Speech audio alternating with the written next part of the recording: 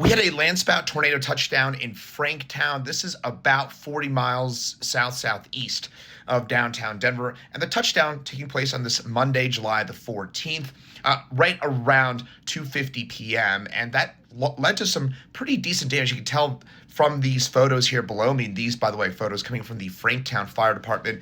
Mostly minor damage to a commercial building, but enough that you could tell that, again, we saw some of that damage strewn about. Now, you're going to, I'm sure, ask the question, wait, you said Landspout tornado. Is that the same as a regular tornado? We've talked about this quite a few times if you've watched my videos on a regular basis. So a Landspout tornado is a tornado.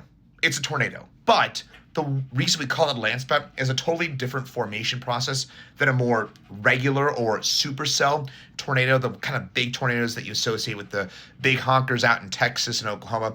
These are generally shorter-lived tornadoes that form from the ground up, and they normally form as a storm is first developing. So what happens when a storm is first developing is ingesting a lot of warm air, and sometimes, especially here in Colorado with our terrain, with our elevation, we often have a lot of different wind boundaries that are colliding. And so when you've got a storm first developing, it's kind of ingesting all these different winds and all this warm air, and that can sometimes lead to these boundary collisions. Point being, it's kind of a quick spin up sort of thing. And the Landspout tornado today in Franktown, based on some of the preliminary reports I've read, it only lasted for about 90 seconds, but that's fairly common for a Landspout tornado. They usually last 5 to 10 minutes or less than that, and they tend to be on the weaker side. But if I'm saying weaker, a Landspout tornado is still producing winds, in this case, perhaps 90 to 100 mile an hour winds, and in some cases, you can even get winds that are 120, 130 miles an hour within a Landspout tornado like this. So take them seriously. But